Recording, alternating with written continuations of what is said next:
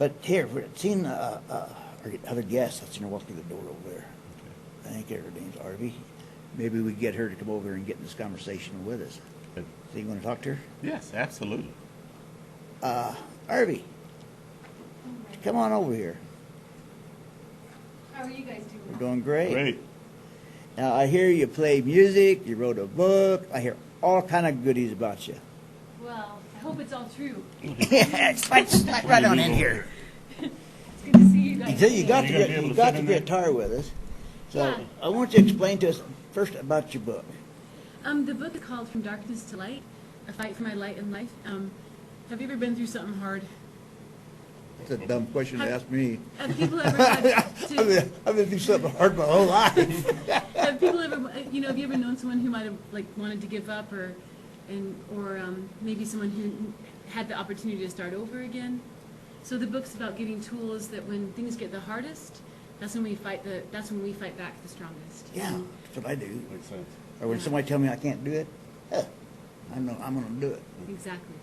Tell me I can't ride a motorcycle, I'm going to go out and buy that motorcycle and ride it. Today. Yeah. It's I about understand that philosophy. about living our dreams, never giving up. There's always hope and peace. Yeah, So- I've done that my whole That's life. definitely my philosophy. Yeah. Never, ever giving up. Exactly. I always believe you go for today. Might not be here tomorrow. Yeah. So you do all what you can that day, do the best you can that day, and just as long as you're peaceful with everybody else, and don't get nobody mad, everything's great. So, I try to keep peace. I enjoy peace. Yeah, peace is a good thing, right? Yeah. Peace is a good thing. Yeah. I've think seen too many bad things in my life. I think the older I get, the more grateful I am. For You life. do, you do. Yeah. I have an appreciation for life that I think grows every day. Yeah. I think you have to have that. I do. I agree. Yeah. Well, see, we're old, so we know better. She's young. Well, Very true. Yeah. Hilda Clark's was, I'm not saying you guys are 70, but Hilda Clark's was 70 when she picked up mountaineering. Most people are retiring. She's like, what do I want to do with the rest of my life? And she was 96 when she climbed Mount Fuji in Japan. So Oh, yeah. I love stories like that. Love it. Yeah. I don't know if I can go that long. I don't think I can climb a mountain at that age. I'm too broken up now. But do you guys want to hear a song? Absolutely. Okay. It's kind of a fun song. It was taught to me a couple years ago. Let's see if I can remember it right. Okay. A chicken farmer went out one dark and stormy day. He stopped by the chicken coop as he went along his way. When all at once a rotten egg hit him in the eye. It was what he dreaded most. Those chickens in the sky. This is the silly part. You guys can join along.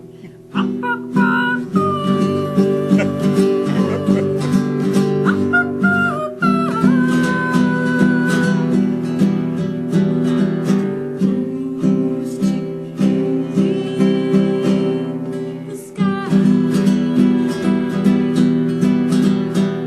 Their beaks were black and shiny, their eyes were burning red. They had no meat or feathers, those chickens all were dead. They picked that farmer up, and they killed him by the claw. They fried him extra crispy, and they served him with coleslaw.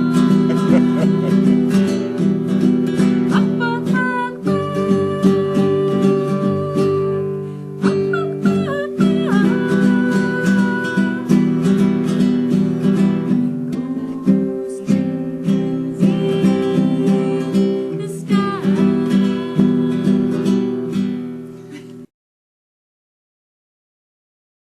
Halftime's almost over here, and I found out something new. Arvi here, she's got a book called From Darkness to Light. And I just skimming through it, and just by skimming through it, I learned a lot already.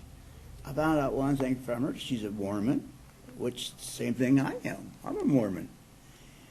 And that tells me right off the bat, she's got to be a good girl. Otherwise, you wouldn't be a Mormon.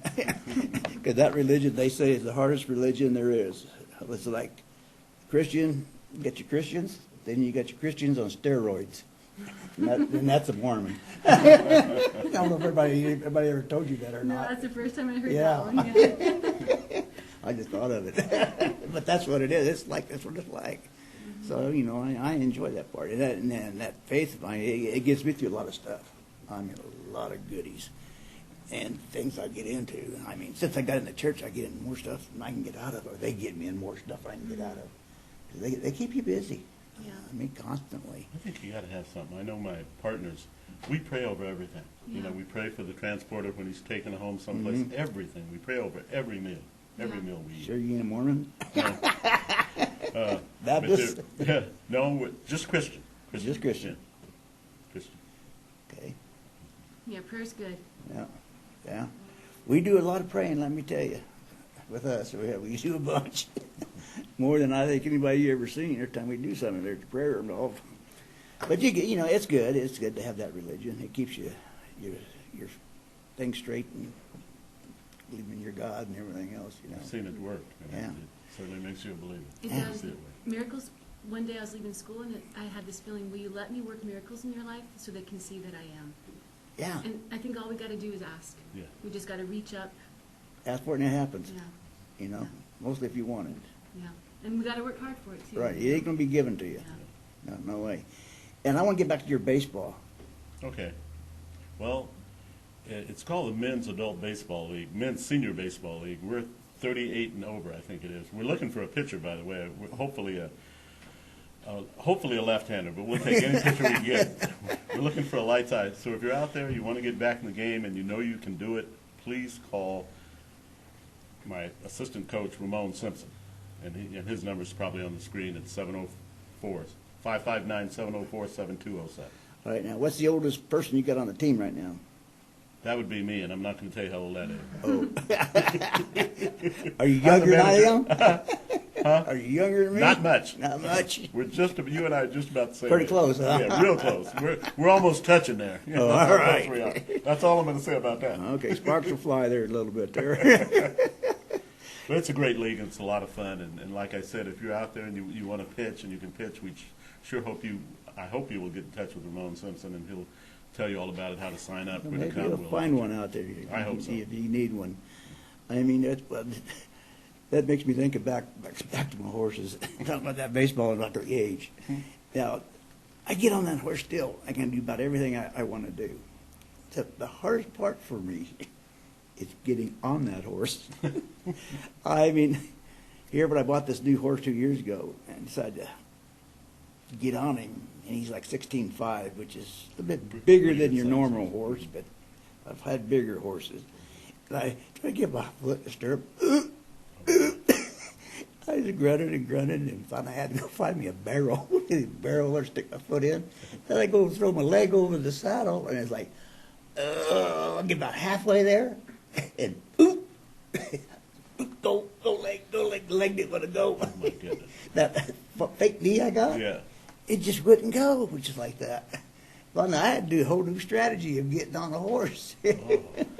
And, you know, I got to get on the wrong side of the horse now to get on. Oh, you How do you do? do it? That's how you mount on the opposite Yeah, side? yeah, on the opposite side. Everybody, you know, on a horse, you always Yeah. be the left side you get on. Yeah. Oh. I got it down on the right hand side now. Did the horse have to get used to that? Sometimes. Yeah, a little Yeah. bit. You know, it kind of throws them off. They get used to it. I don't know if my two right now, they're kind of used to me already doing that. Because I can get my pad knee up to the stirrup, and I got my good leg here, we'll whoop right on over. I've got a great question for you, and because I love them so much. Like I said, I have one in Oklahoma, and I just love them. And I've had them before. I'm gonna have one here too. How do you get a rapport going with a horse? I mean, like you broke that one, and I mean, but how do you get that rapport where they trust you? How do you do that? Well, it's just easy. You got to just feel You're natural. natural, so, Yeah, yeah. you got to be calm with them. Don't get excited. Do you talk to 'em, Yeah, like talk at to the them all. beginning? I talk to that horse all Yeah. the time, just like as a regular person. Yeah. And I will always give them a little goodie. You know, if they That do makes sense. something right, I'll give them a little goodie. And now I go out in that pasture any place I want to, and when they see me, They're coming. They're coming Oh, I running. love They'll sit there and just go through my pants, check my back pockets, my front pockets. know you got it Oh somewhere. yeah, and they'll try to pull my pockets out, Uh-huh. even to get the real treat. And some was one horse, he'll get mad and he'll grab my hat and just swing it to make me go get it, you know. They're great. And then if I give him a treat, you know, then he'll leave me alone. Otherwise, every time I turn around and do something, he'll grab my hat. I'll be down and work it. He'll come up behind me, take it, and swing it. He wants to play. Yeah, what's the Oh, way? that's great. And they're both young horses. One's 3 and the other one's 4. Mm-hmm. You know, and both of them, the reason I got them is because the owners, they couldn't handle them. Yeah. They just said they were mean, bad horses. They wouldn't get in the trailer, this or that. I got no problem with them. They just needed the right owner. Yeah, I mean, they'd go in the trailer for me, no problem. And the one I had a little problem saddling him up, I broke him from that. I made a special little booth up where he couldn't go this way, that way. And I walked in there and just saddle on, he kind of moved to the right, and boop, he hit a fence. And he left, he hit You another got fence. used to it, huh? Yeah, so he got where used to it, where he couldn't do it, so now he stands still when I saddle him. I just got to use ingenuity sometimes on them animals. But, you know, I've been around horses my whole life, you know, They're my and favorite I've always animals. been told, if you're good around animals and animals tell it, that's when they know you're a good guy or not, or a good I've lady. been told that too. Yeah. My mother had You that. can judge a person actually by their animals, how they react to you. It's true. Yeah. Because there's some people, I've seen owners have pets, and that pet does not want to get near them. Or they'll just sit over there and shake. Because I got a pit bull I got dropped off on me here about 7 months ago. I got little bitty dogs. Yeah. Now, this big old dog, my grandson dropped it off and had no place to take it or anything, so he's been hanging with me. I can't, for some reason, these dogs, they just hang with me. And he just started staying with me, and when my grandson comes by alone, that dog just shakes. You know, and he just does not want to be with him. He'll run from him and everything. And yesterday I came home in the car, and this dog seen me. He come run up to the car, and my grandson got all mad at him and tried to get him away from the car because he didn't want him to be with me. He wanted to be with him, you know. And he ended up grabbing the dog and picking him up and carried him over there. And finally his mom came out and said, "Hey, put that dog down. That dog ain't yours no more." That's Grandpa's dog now. It goes to him. So, but, you know, I just love animals and being around them. You know, they take a whole part of my life up, and the wife's too. She loves those little dogs of hers. I got my first dog at 6, and I've always had animals. I just love them. I love cats. I like cats. I get along great with cats. Oh, all right, cats. Cats are their own people, though. Yeah. I mean, they're something else. I only had one great cat in my life, and he was half bobcat Oh my goodness. and a regular cat. You know, I saw a mountain lion the other day when I was working in the garden, actually. So yeah, they're their own species for sure. Yeah. How far away was it? It wasn't too far. It was like 30 feet away at first, and I didn't see it. And then it wanted to hide from me more than I think anything. Yeah, Just they walked. will. Yeah, just Yeah, walked they on will. off in the trees. So. Yeah. But if you get one like that and becomes friends with it, it's better than a dog. Hmm. I mean, this cat I had, he would sit there like at the door over here, and be a bookshelf there. He'd sit up there on that bookshelf, and a stranger come in, he would attack him. I mean, he'd like jump on him. Hmm. So I'd have to yell him before they come in there and say, "Hey, Thumper, you know, friend." Yeah, I guess You know, yeah, don't stay off of him. And he would, and that cat would get out in dogs. There wasn't a dog in our neighborhood. That dog, he just beat them all up. But somebody, I had to go to L.A. for a while, moved down there, and the first week, 2 weeks, he took over the block. And then somebody poisoned him, I think, Oh, because they killed him on me. And I never had a cat like him the rest of my life. Because you just can't find one that's been bred with a bobcat. How big was he? He must have been about Oh. 20 pounds or 25. He weighed about 30. Oh my gosh. He's a he big was cat. that. Yeah. Yeah, I mean, he's a big cat. So I There's named him bobcats Thumper. about that. Because when he moved, jumped, he thumped. It just boom. Yeah. Whenever he hit something, he wasn't quiet. You know, whatever he did. I mean, it's unreal. What they can do. Yeah, I love him to death. Hey, we got about 5 minutes. I want you to play another song if you can. I'll do it for you. This is the first one on the CD. I wrote this when I was in the Redwoods and rebuilding my life, and it's just one of my favorite songs. So I think there's always something bigger than us.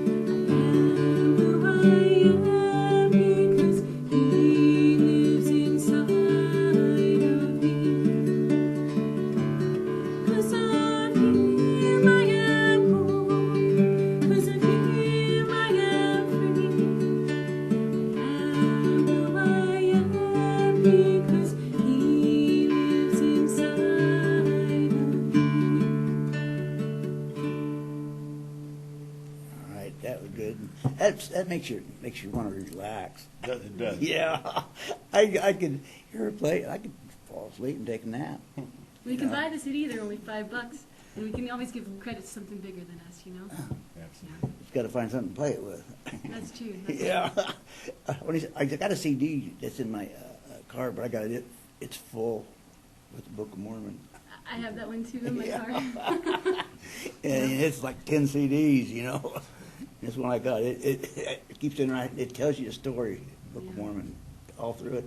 It makes it so exciting the way it is. The fights they have in there, cutting heads off and everything else. You know, boy, back in those days, they were mean. I mean, mean. It's all about, it's all about Christ, you know.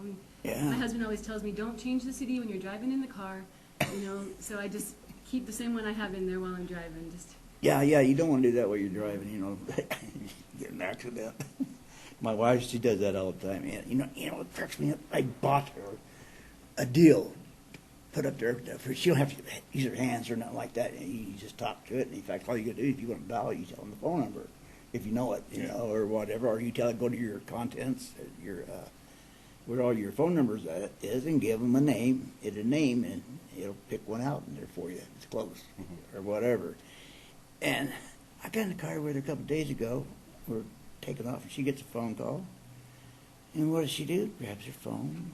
Yeah. I'm sitting there looking at her, looking up there. Said, well, what's going on here? She gone out and said, hey, what are you using that thing up there? That thing cost me $100-something. Oh, it keeps telling me to charge it up. Well, why don't you charge it? Oh, it's just too much trouble. I go, man, you're going to cause an accident here, and I think I learned the hard way. Just you have a tendency, you got your Bluetooth on, but you have a tendency when the phone rings to pick it up and see who calls. You know, I did that once and almost changed lanes, so that was enough for me. Yeah. Well, what made me change? I seen a little kid get killed. I was at my house right down the block here at the main street, that crisscrossing on the signal light there.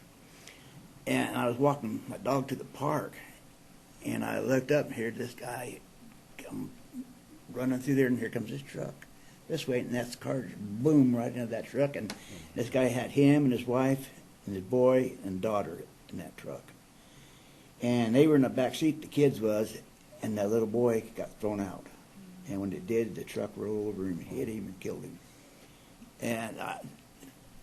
And that guy came up, I'll never forget, he came up in that car. I'm so sorry, I was talking on my cell phone, and I just didn't notice the red signal light, Only you takes know. a second. Yeah, and I go, man, that kid is dead because you was talking on that stupid phone. And ever since then, I'd never do it. I don't. And that's why I've always bought hands-free stuff or whatever to keep from it. Because, I mean... Well, I pulled off yesterday just to see who called before I picked it up. Yeah, I used to do that a lot when I didn't have one. Yeah. But when they start coming out with them, they had them on your ear. Yeah, Let me tell you, I bet I got 15 different ones. Because then I tried to get one for the motorcycle, and then they, oh yeah, this will take all the noise away from the wind. Nah, it don't work. You know, you just have to get the one built in a helmet. then it'll work. You know, you can hear. Otherwise, the wind noise and everything else, you can't hear nothing. And let me tell you, try to talk on a motorcycle when you're going, that's hard. Boy, Yeah, that's why. Sometimes I just let it ring. I mean, I won't even pay attention to it. Oh, it's time for us another commercial here, so we better take off. When we get back, we'll be talking about old Trump. one of my favorite subjects. Yeah. Well, it's nice to be here with you guys. Okay. Yeah. Thanks.